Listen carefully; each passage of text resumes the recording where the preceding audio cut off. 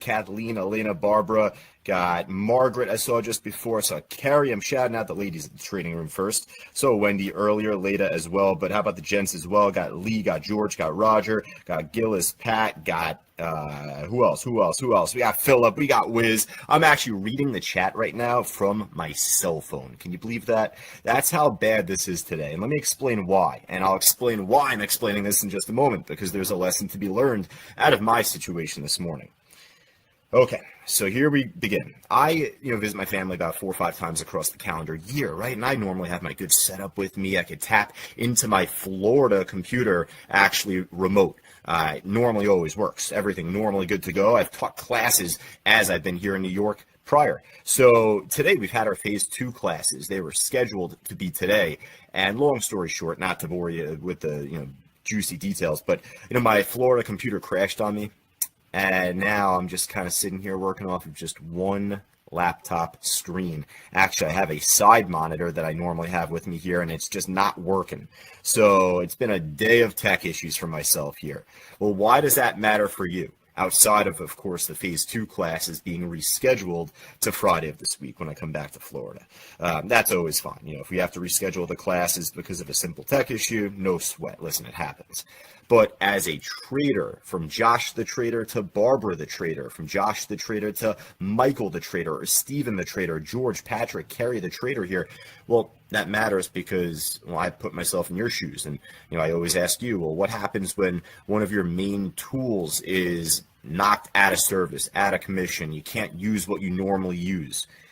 Well, you could say, hey, just don't trade, right? And of course, that would be an answer. Hey, the market's not going anywhere. We have off on Wednesday of this week, right? But outside of that, it's just to say there's going to be new opportunities tomorrow. There's going to be new opportunities on Thursday, on Friday, et cetera, et cetera. There is a small housekeeping note that we'll get to in just a moment. I know that Barbara had just posted that just a moment ago, too. We'll get to that regarding market closed. But, outside of that, it's just to say, I know that there's going to be other trades. This NXU right now is at 550%. I'm not getting too upset about it, folks. It happens. There's going to be trades that we miss every day, even if we're at our main desktop, on our main tools and setup here.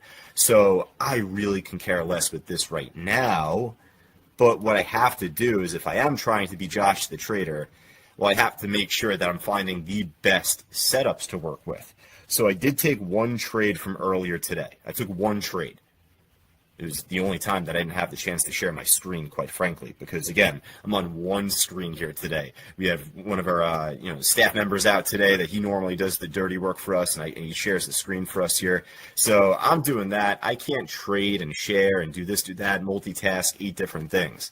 If you wanted to see us trade live, we have our classes for that, namely the Phase 3 stock course. Otherwise, our coaching program, one-on-one. We cover that, namely in our coaching program.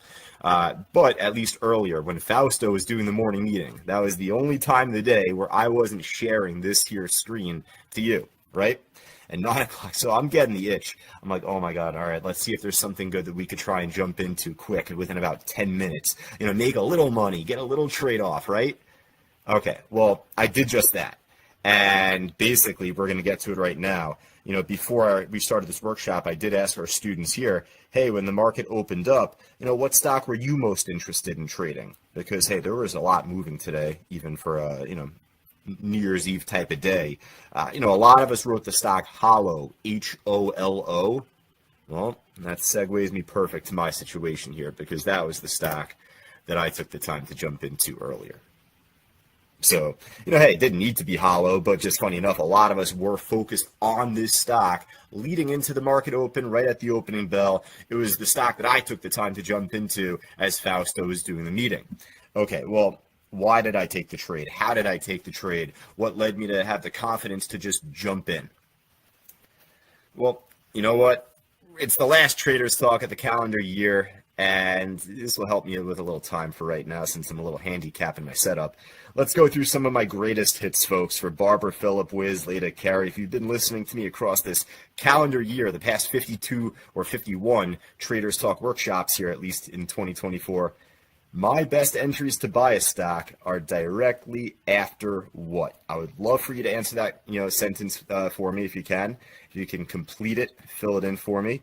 My best entries to buy are directly after what? And if you can give me the full rendition, please, give me the full answer, because every word counts, no shortcuts. I always say if I run for president, this will be my campaign slogan. When it breaks through a big level on the way up, right? It's not just big level, because there is a direction that we got to focus on. It's the going up part, right? Well, of course, every trade begins with the entry, and every entry does begin with, well, hey, like a lot of us wrote a big level. So that is a huge part of it, right? Gillis and Gary and a lot of us, right? So let's focus first on where we have a big level. Don't get me wrong, the line's on the chart there, the answer's on the screen. It's literally here. I prepped it up going into this workshop. But let's break open Bookmap here, and this is like the only time I've ever had the chance to even show Bookmap today since this trade. Again, I'm working on one screen here, right? So if you're Barbara, if you're Vinny, if you're Gary, if you're watching the screen throughout the morning so far up until this point, I haven't shown any of this, right? And if I haven't shown this to you, I haven't shown this to myself. I haven't had any time to look at Bookmap today, at least after that trade was completed. All right, so let's get to this at least. Why did I take the trade that I took? This was already beginning to pop after 9 o'clock. So 9 o'clock move hit. Fausto started the meeting at 9 o'clock, and this was already ripping. It broke over resistance here to begin, loosely speaking, around 335, 333, 335-ish. Just orange line. Actually, let me try and do something here if I can. Try and dim the lights a little bit more there on the screen. So yeah, like 333-ish. You got resistance, right? So don't get me wrong. Once it broke that, the thing started to fly. Well, I missed that. Fausto did the meeting. He's looking at it on the screen, so that got me to start getting the itch. Now, this is a stock that you're familiar with if you're, one of our longtime students, even if you've been with us for like a number of months, 5, 6, 8 months or so of CTU, then you've seen the stock trade. Maybe you didn't trade it. If you did, even better. But I'm sure that you've seen this ticker, HOLO. I'm sure that you've seen the stock on our watch list just in the past. Probably dating back to I would even say October time. This is probably like a pop and drop here, but 30 million shares. So we probably traded it back then. Then we definitively traded it back in February going into March. There had to have been some reverse stock splits on it since that time. This was not a $300, $1,000, $1,600 ticker back then, trust me. So this stock has been split over and over before, reverse split. It's just to say, hey, I'm familiar with this stock. Not only that, answer this question for me if you can, folks, of like Margaret, Vinny, Barbara, Gary, all of us here. This is live right now. The matrix on the right-hand side. That's live right now. But can you just tell me, what's the spread? Generally speaking, it's moving, so, it's not going to be a perfect, consistent number, but loosely speaking, what is that spread? I will say it's days like today where if you're on social media joining us here, Facebook Live, LinkedIn, Twitter, YouTube, I cannot see the chat that you're posting. I can only read what's in our live trading room via my phone. I always suggest for you to join us inside our live trading room. Go right down to the bottom banner there, ctu.co/trial. It should be. Otherwise, just scanning the QR code on the top left. But otherwise, most of us are just saying 1 to 2 cents, right? 1 to 2 cents. Perfect. That's the spread right now. Now, earlier this morning, maybe even if it was a little bit more jumpy, if it was 3 cents maybe, at most maybe 5 cents, it wasn't any crazier than that. Now, otherwise, though, I'd say it's probably more contained, probably what it's doing here. So, okay, it's not crazy level 5 or category 5 stock, right? Okay, we've come to that agreement. So it's a stock that I'm familiar with. It's a stock that's not too volatile, too crazy. All right, that still doesn't get me in the trade, though. That gets me interested. That doesn't get me in the trade, though. What gets me in the trade is, well, where is my big level? And again, the answer is on the chart here. It is showing here on this screen. I kept the line there, but let me explain what I did. So it broke over resistance even next at $4, right? Whole number level at 4, ripped right over like nothing. Okay, well, it started to begin to consolidate, and I was more so looking on the CVP column here, the CVP column. Now that shows me how much volume has been filled at what price levels throughout the throughout the picture, throughout this like area, this smaller time frame. But you know what? There's becoming a lot more volume being filled near this area. It's becoming a little top heavy, as I would say. There's beautiful run, ran up well from like 330-ish, but otherwise it's becoming top heavy the more it consolidates, right? Well, I just noticed it was like just kind of within the sequence here, I'll call it. I just noticed this spike. This stood out a little bit more to me where my cursor is. And that is to be right around 430. I had the line at 432, I reckon, but it's basically right off of this spike from the CVP column. So 430, 432. My thought process was, well, if this can keep nipping and breaking over that price, I would be convinced that it would run higher. So I didn't jump in right away here. It was already moving up perfect. So I thought eventually it's going to pull back.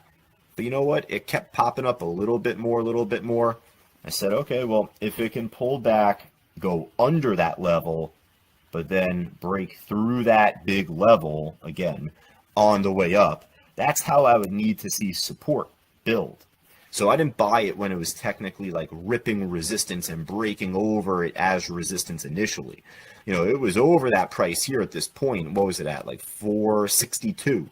It made a 32 cent move up before it came back down on this candle. That's where I have this circled. That is where I took the trade. I got in right at 432 as my entry price. Now, it ended up pushing up pretty nicely. Don't get me wrong. I ended up getting out. It was over $4.50. It was as it was kind of pulling back down a bit here. So moved up pretty nice, spiked up. I think maybe got over $5. Yeah, got over $5 even there. But as it began to pull back, I ended up just yanking the trade out because Fausto, to be quite honest with you, he was finishing up the meeting and he was texting me, Josh, take over the screen. I was like, oh shit, I got to get out of this trade now. I got to show my screen now. So, no, just otherwise, that was honestly part of it. But the remaining part is like, that was like the only time I was able to do anything. It's tough for me to trade right here because I'm only on one screen. So why risk it, right?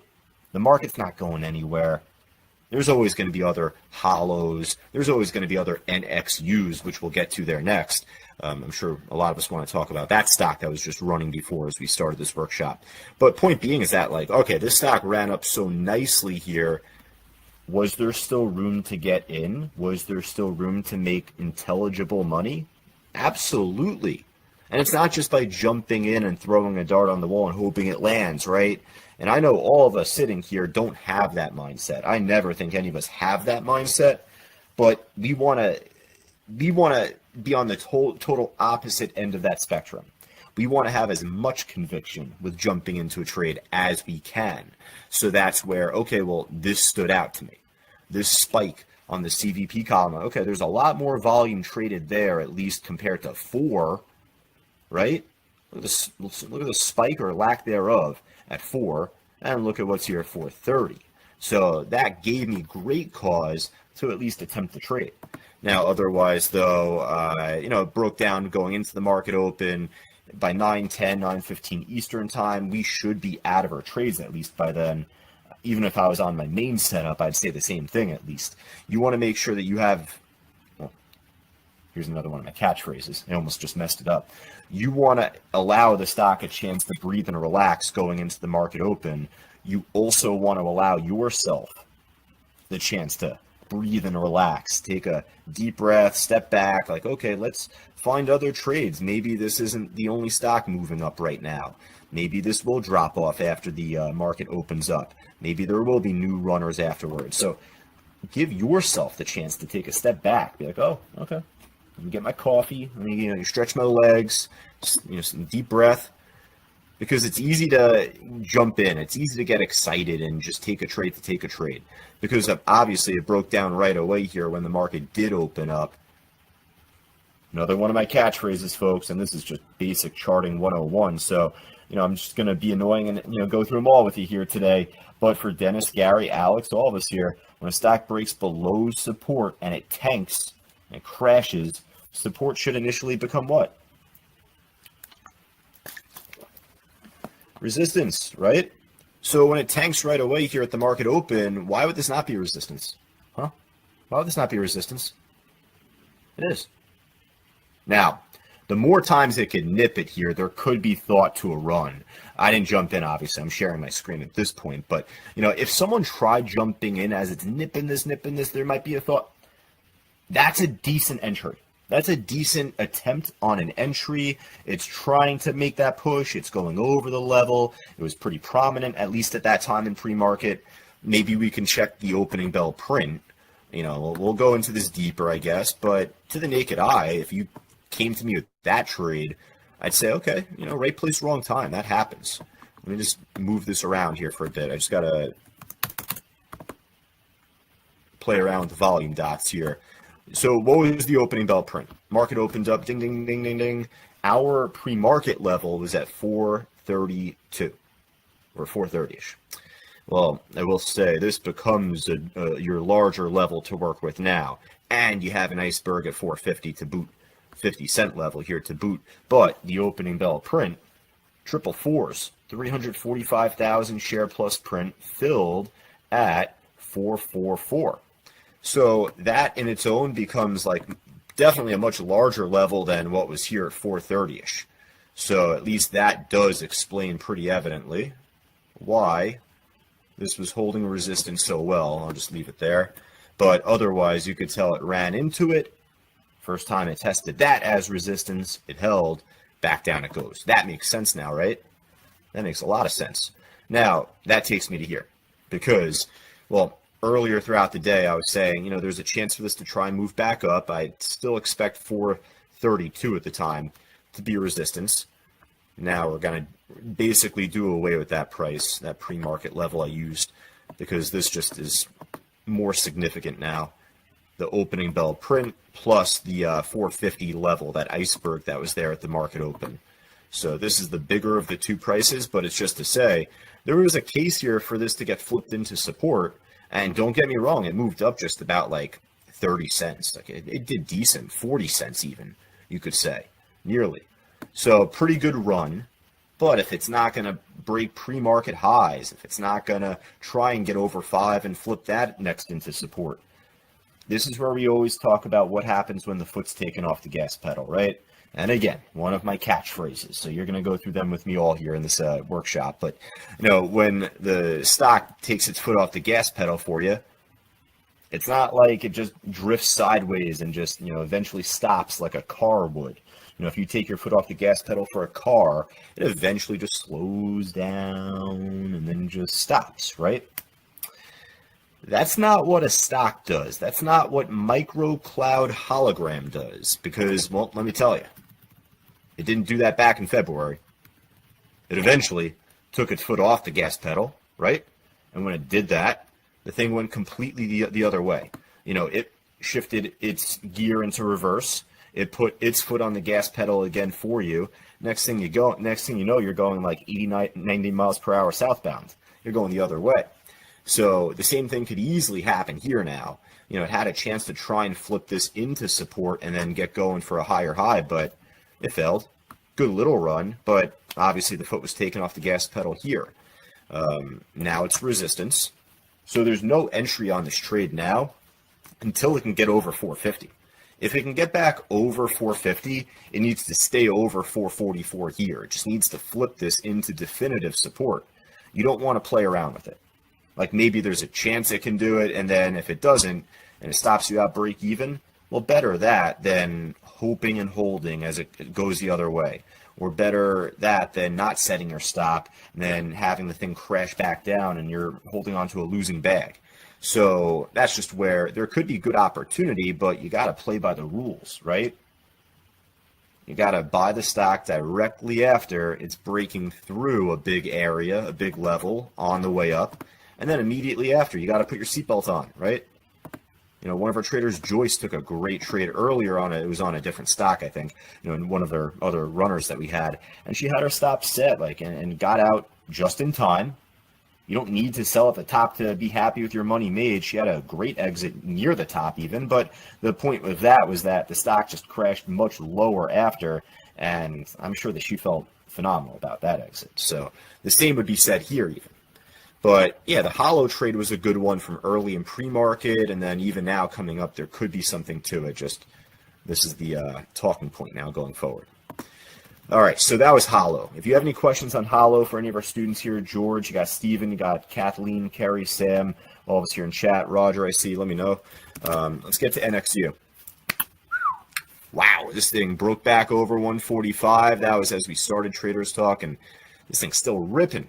All right, so I thought it was up too much percent, but clearly not. Obviously, it's looking close to making 1,000% move now by the time this reopens up off its next halt here. But basically, it's the same rules that we just covered on HOLO that we would apply here. I didn't trade NXU. My one from the day was HOLO. I made my money and I'm happy. So if you were looking to jump in on the NXU trade, we did call the stock out more so by the time it was breaking over $1. $1 was the first real level that we were just interested in. Stocks below $1 we have no business with really because they normally don't make a consistent move.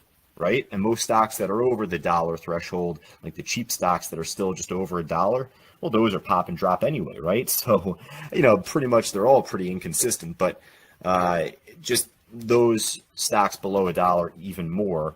And the loose math behind it all is once it breaks over $1, it will at the minimum pop up on a lot more people's scanners or radars, right? Not just me and Fausto, not just Wiz and Gillis, but the rest of the trading community, the hundreds of thousands or even millions of people out there that may be following the market right now today. And if they're looking at their percent gainers list or their scanners and, let's say if it starts at $1, well, there should be a lot more eyeballs following the trade once it gets over $1. It's just for that simple reason that we will look to make that call out here because the hope is to see a run like this, right? And the more times they can keep nipping and testing that level, well, it's more prone for it to make a higher high. So it was definitely a tough price to work with going into pre-market here. After the open, it dumped. So it really didn't retest $1 again until 10:30 in the morning. I would expect resistance to hold it first. Now, a couple false breaks probably here.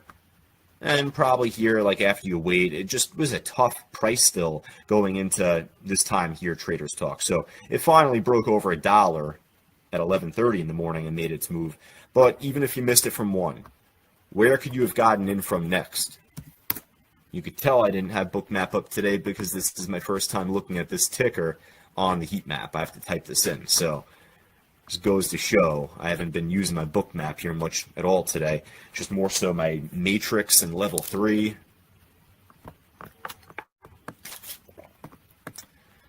All right, so it needs to still load up here. It's going to launch all this data right now, so I won't really have as much to work with until that pops up. There we go. That was quick. Never mind. I still got to reset my settings and all this crap. Just give me a moment.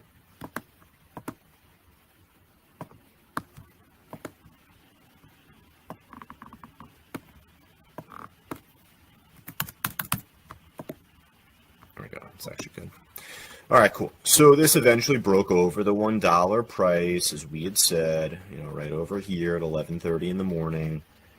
Well, that's where, when this ends up moving up and up and up and up, there is the prospect of it getting halted, much like with any trade. Let me ask our students, when a stock gets halted and when it reopens up, what are we looking for pretty much right away? I cover this specifically in Phase 2. This is something I really hammer home in the Phase 2 classes. I actually covered it even just from Friday of last week before, or Thursday of last week, pardon me, before the weekend. Sam says a quick drop. Well, possibly, Sam. That for as much as it's up, you're like, okay, maybe it'll pull back, or tank maybe. There is the thought of that, right? Good point. You're going to look for that opening print, as I would nickname it otherwise, the halt print. When it reopens from a halt, you're going to see a big dot pop up on Bookmap, and that creates a new level for the stock, at least for the immediate moment, going forward for the rest of the morning, afternoon, etc. Let's see here. I got to just double check because I'm sure the stock got halted a couple times here today. Is this the first time it got halted?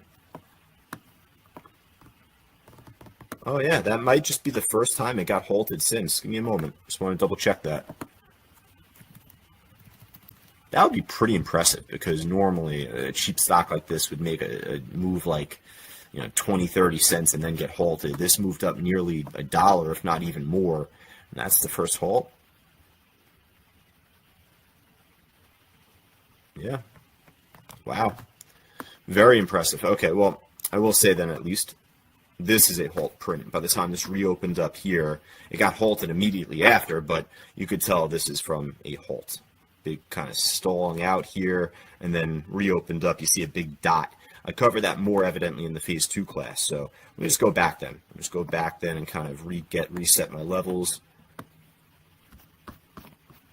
Or maybe it did get halted once before over here, because otherwise you got 150. It really didn't show too many consistent levels as far as like icebergs.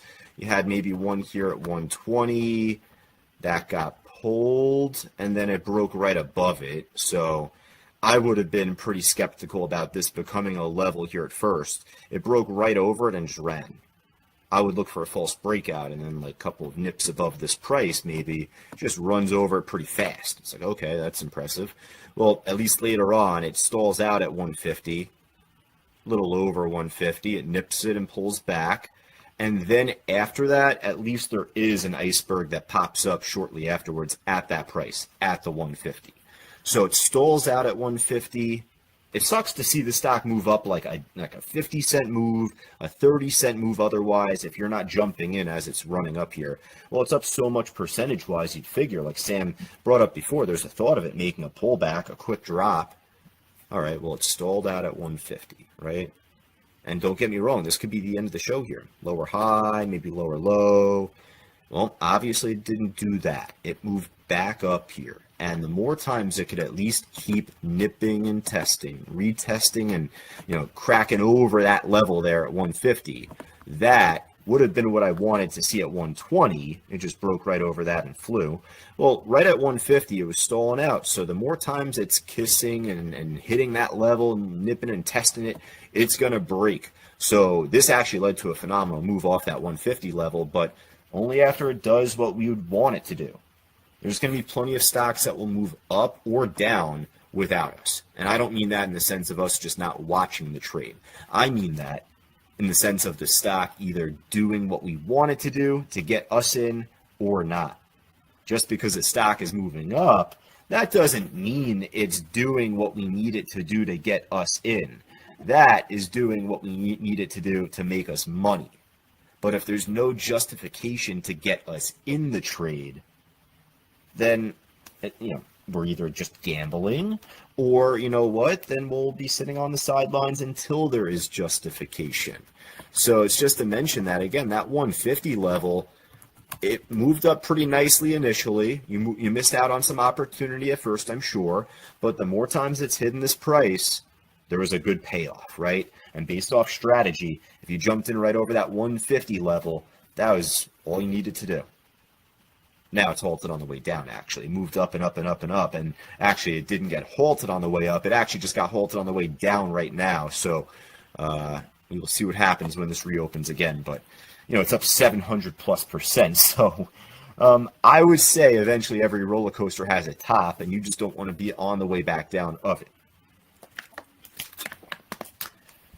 All right, covered NXU. We covered the HOLO trade. I want to just go over a couple more that we had from our morning watch list, if anything. Just a couple moves that didn't work out the way that we wanted them to. And I wanted to start with this one here, the AMEX. before the hollow, I will say the Amex trade I was looking at, I was like, okay, maybe this stock could like push higher. It can make the gap fill. At the time, I thought it was going to, and it just didn't. So here's like basically 9 o'clock. It was already pulling back at that point. Little dip. It was beginning to go back up. And I thought that it was trying to break over 6 here. Resistance at $6, whole number price. And the more times it can try and at least make that test, there is the case for it to try and make that better move. So it broke below it here. Not just a little nip under the level. It dropped off about 40 cents, 45 cents. So it should be a resistance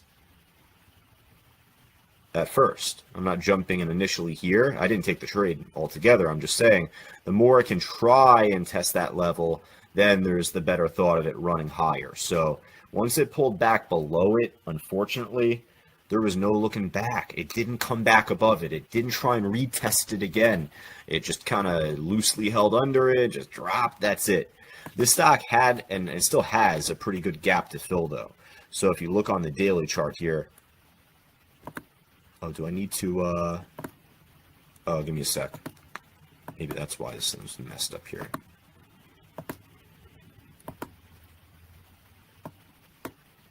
Show it. Oh, it doesn't show the pre-market activity, if anything. That stinks. All right, so it's just that here on the daily chart, though, this stock has a pretty interesting gap from the end of last month. So it's not to say it's just guaranteed to fill it all the way up. But I thought the more that this were to try and retest resistance in the pre-market, there was the case for a higher high. And if it's not going to make that higher high, well, again, as previously stated, it's going to go in reverse for you. Next thing you know, it's, you're heading about 70, 80, 90 miles per hour southbound the other way. So that's where I said there was no looking back. This thing was in the dirt pretty much immediately afterwards. So it's unfortunate, but it's what we come to expect, especially out of these like smaller cap, lower volume, less often traded stocks. The stock trades about 100,000 shares or less a day. So for it to be trading 11 million total right now, and that's like real time, it was trading probably around 4 or 5 million shares here in pre-market this morning. That's still a hell of a lot more compared to what it normally does on a daily basis. So you still have to think like what happens when it fails to do what you want it to do. This is the end result. So this is not surprising given those circumstances, right? So I'd just like to mention that because not every trade's going to end up like NXU. Not every trade's going to end up like HOLO, at least from pre-market. That was a good one that we caught. What else did we have here today? The Watt. Actually, this was a nice trade that we had from earlier. And if I wasn't on just one screen, I absolutely would have taken this. I was pretty adamant on this happening. It played out pretty much the way that I thought it would even here. It looks ugly after. But this is, once again, I can't stress enough, your easiest money to be made is off of A, making sure you're going with upward momentum when it breaks through the big level on the way up. And then otherwise B, knowing where the big level is to begin with, right? So, this is an easier one for us to explain and go over, but pre-market, you had a resistance, loosely speaking, at 150, actually pretty firmly speaking at 150 because, moved up there early and held under it, but afterwards got a little chippy. There could have been a chance for it to pop, just didn't get the job done. Well, got back to being a resistance here after 8 o'clock. It was holding under it pretty well. And then even here, a little false breakout, a little disappointing. So that even could have been a good setup there in pre-market, just right place, wrong time. Now, of course, we know what happened after the open. It ended up curdling down first, actually, and then back up. Where did this bottom out at? It didn't go under and over $1. It didn't touch $1. It didn't hit exactly one, but it went down as low as 103. You're not trying to get that entry unless if it literally does the under and over off of that $1 price. So it doesn't do that. You can't be catching a falling knife. So it just makes a sudden bounce back up, comes flying back up though, gets halted here to the upside. Let's go over the halt actually on Watt. I wasn't able to go over it on NXU just there, but actually on the Watt trade, we'll have a better ability to go over what happened there once it reopened.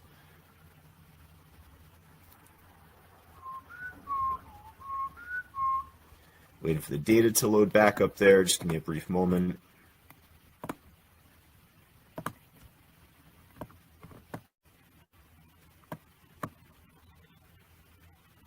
Okay, perfect. All right, so this got halted earlier in the morning at least, right? It was flying back up, ended up getting halted, and by the time it reopened up, I think there maybe even been a couple of halts here.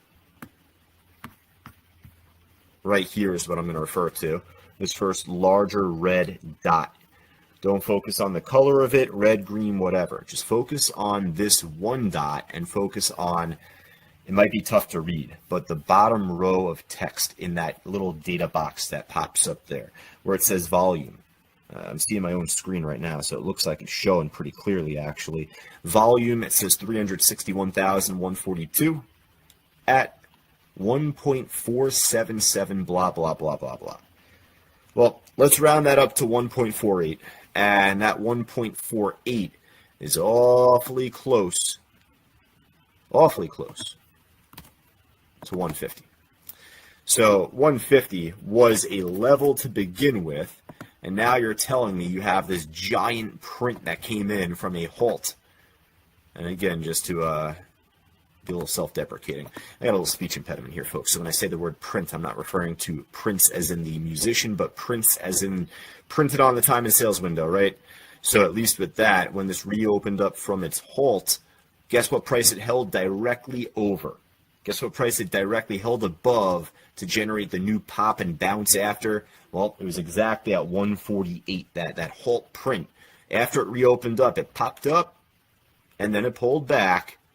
It hit that 148, and then made a higher high later on. This thing was beautiful off 148 to 150 there. And I'm talking right here even, right?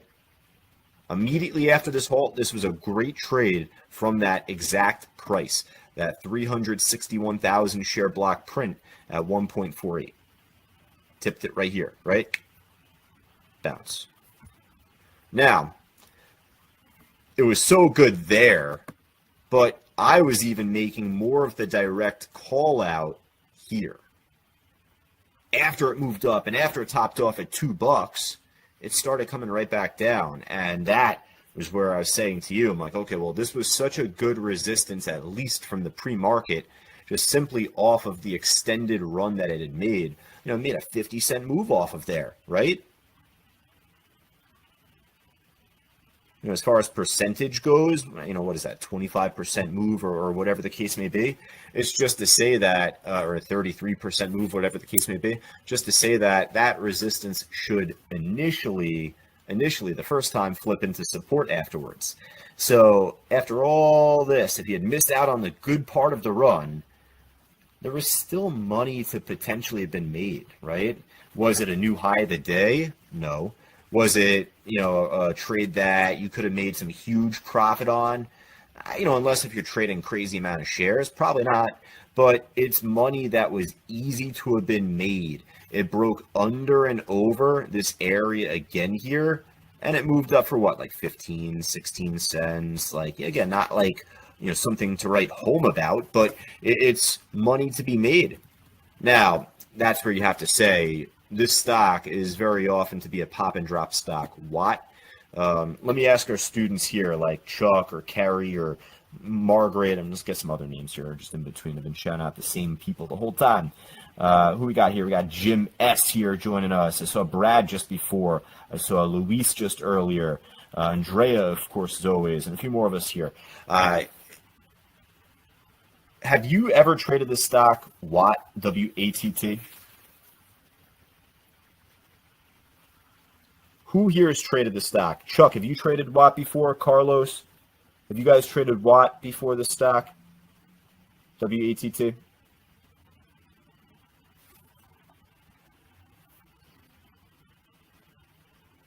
Some of us, most of us know that, right? All right, well, hey, you know, there's a time and place for everything, right? So, you know, if you haven't traded until today, then something that you should understand about this stock, like we said, with the others, with everything else that we talked about thus far, this stock has a long-standing history of being a pop and drop stock. So if you go back on the daily chart here, this thing has been reverse split into oblivion, and anytime it's come off of any sort of good news, even dating back to the end of 2017. Let me ask, who here was a student back in December of 2017?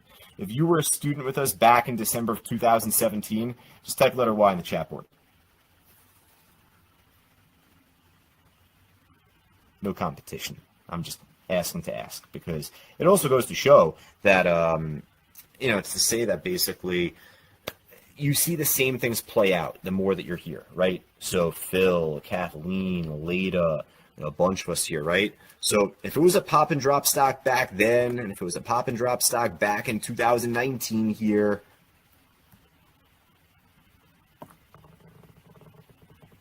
in 2021 here, it's more prone to do it again, right?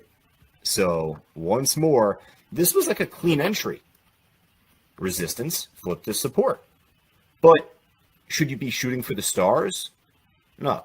So once it begins to stall out, you just say, okay, let me just pull the plug, take whatever money I can get here. It's money that I didn't have before the trade started. All right. And the reason I bring this up again is because I hear it obviously all the time, since I'm, everyone here goes through the coaching program as like a new student, but a lot of us work with me just one-on-one privately, just trading, right? So those students certainly know, but that's where the more that you find easy entries, you find easy profits. You don't need to hit it big. And for anyone that misses out on a big move or, a lot of, a run from earlier, like we had here on the Watt trade, there was still another move to have been made. If you missed out on it when you could have gotten in, there was still one more chance. Now, at this point, this thing's toast. This thing's in the garbage right now. But that's only after it keeps nipping this and testing this as support over and over and over. Well, in that case, then it's eventually going to break as support and just make a lower low for the day, right? So that's why I'm being more adamant on seeing this break over as resistance. It ran up really well. That resistance flip into support.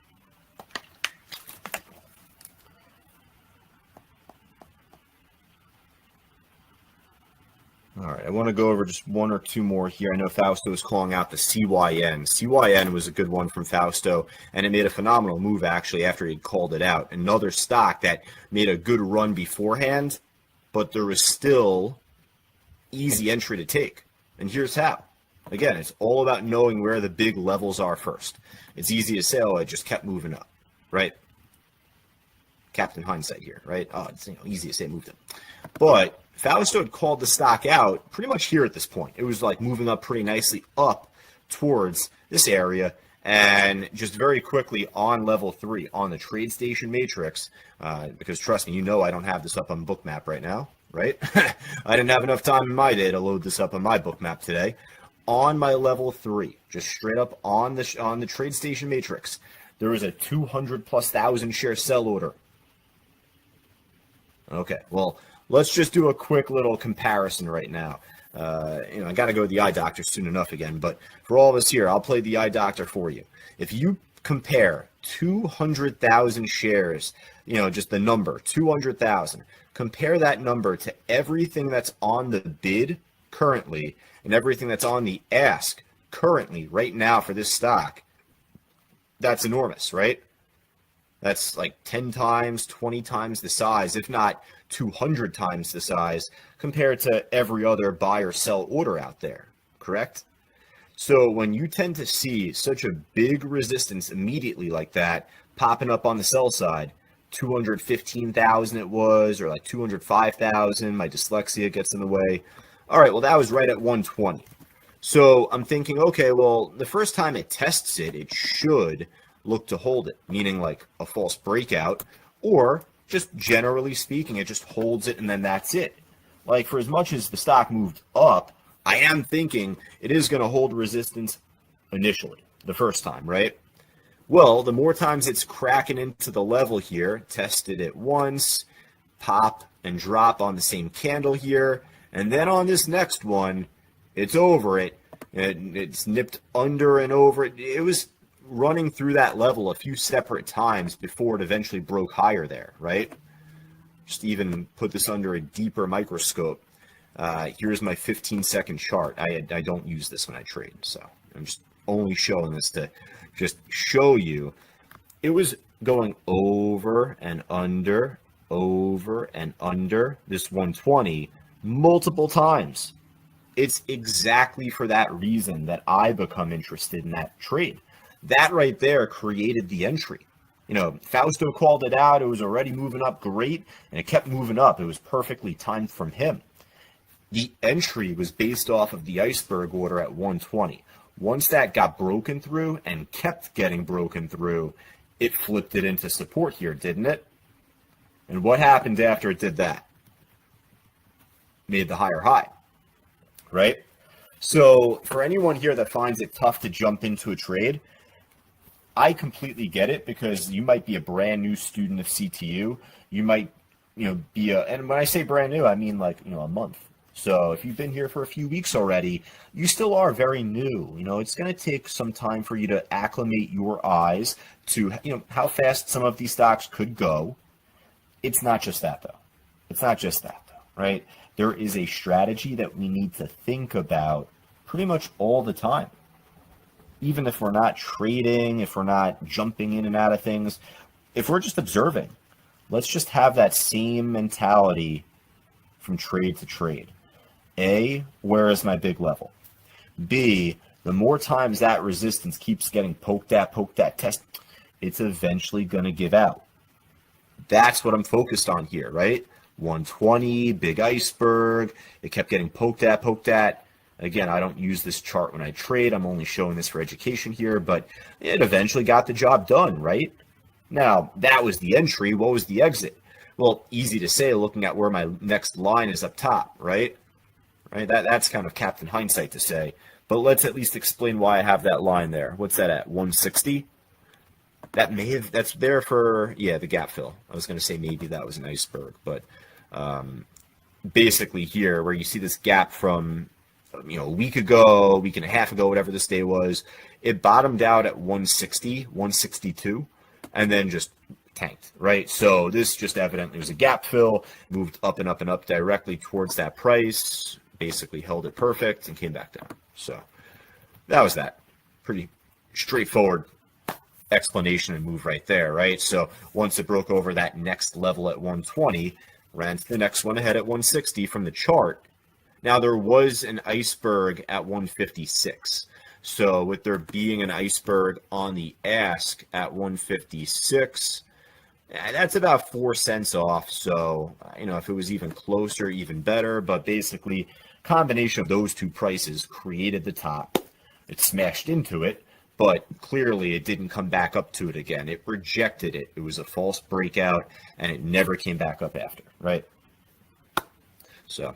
what's this Chuck here saying in the chat? FFIE looks better. Oh, we're not trading right now, Chuck. We're not doing live right now. This is all just, going over why these stocks made the moves in which they had made, right?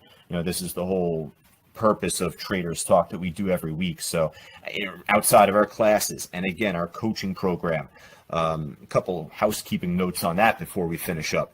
But it's just to say, outside of those, this is the only outlet that we have here in this room for an explanation, for at least going over why certain stocks are moving the way they are. That's all I was doing, Chuck.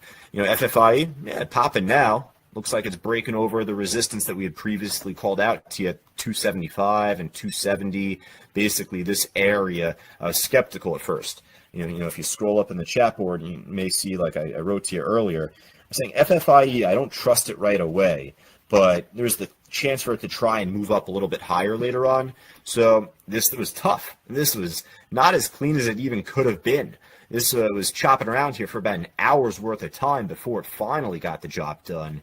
Probably a couple false breaks in between here where I would look to try and attempt the trade, right place, wrong time, but then finally it gets the job done. Maybe there is a new seller out there, Chuck. That's possible. Little housekeeping note here before we finish, folks. Couple housekeeping notes. Really quick, I just brought up earlier our Phase 2 class being moved to this Friday. Ran into a small tech issue early this morning. I want to ensure that we have the best class possible. I'm not going to do a class on one screen. Wouldn't be worth your time, wouldn't be worth my time. So the Phase 2 class was scheduled for today. We're just moving that to Friday. That's all.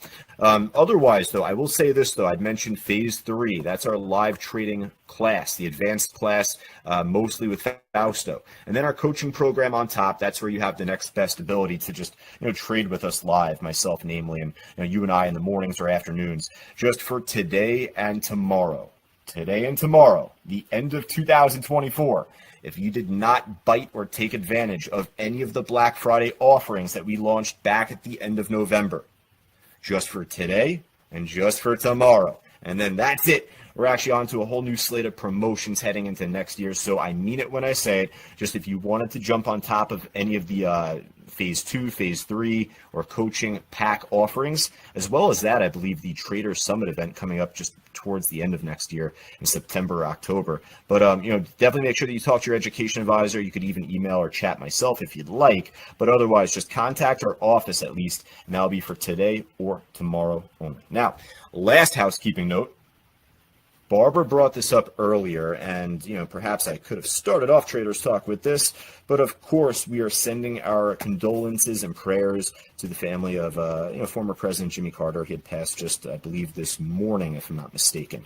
Now, the significance of this, of course, outside of just the sheer fact of a former president passing, it's a monumental moment in terms of just history, right? Whether you appreciate it or did not appreciate it, whatever, that's not what we're talking about. Just we want to honor and respect the life of Jimmy Carter and his family. But on top of that, though, for those that are not as familiar when a former president does pass, oftentimes, albeit it doesn't have to be all the time, I guess it's kind of based on discretion, the market will close. The market will be closed for one day. So I believe that Barbara wrote this earlier, and I'll definitely just make sure we get this confirmed, but I trust her on this. Looks like January 9th, 2025, market will be closed just to honor, the life and family of Jimmy Carter. So just to let you know, January 9th, market should be closed then. All right. Now, with that, yes, we had seen this FFIE trade at least, though. I mean, obviously, it's running really well now. Let's just take a quick look because I want to see what the holdup was. 270, 275. That was a pretty decent level to work with just before, but it took a long time before it eventually broke higher. So I'm trying to see what gave on that trade. So it stopped becoming, I guess, as big of a level here. Not really as much showing on this CVP column. It starts to build back up a little bit more at 270 here. 270 starting to build up there. But still, that's where it becomes a tough one, right? You could see the CVP is building out a little bit more here. 270, but I guess only when this iceberg order shows up, and it's only up for like a half of a second. A 263,000 share buy order showed up, but it was only out there for like a fraction of a freaking second. But that was what it really needed, I guess. And then this thing blew. So, you know what? Now at this point, it's at 3. It's chipping away at 3, trying to make that move. I would say the same here on FFIE at $3. As I just said on literally everything else that I just talked about earlier today in Traders Talk. The more that this can keep chipping and nipping and testing that $3 resistance, it should look to eventually run. Just moved well from here, but the last time it tested $3 was the market open. Here it is now at 1 o'clock in the afternoon. Hours have gone by since. So I wouldn't be as gung-ho about jumping in right away off of 3, but the more it can keep testing it from this point going forward, then absolutely yes. Absolutely yes there, right? Let's go back to the other trades just before we finish up. There's the NXU back down to that 150. The more it's going to press up against 150 as a support, it will break below it. So resistance here is for right now flipping, but it would need to go right back up pretty soon if you're expecting a better move for the afternoon. Otherwise, the more it's like kind of kissing this area, it's going to snap below it. It's as simple as that. Then the HOLO trade, again, just from where we left off on it here, it's trying to flip this area into support. It looks like it's trying to do it here pretty well. It did hold it just before. It's over 450 now again. 103,000 share buyer out there. Look at that. Hey, really quick, folks, before we finish up. What's 1 plus 1? What does 1 plus 1 typically equal?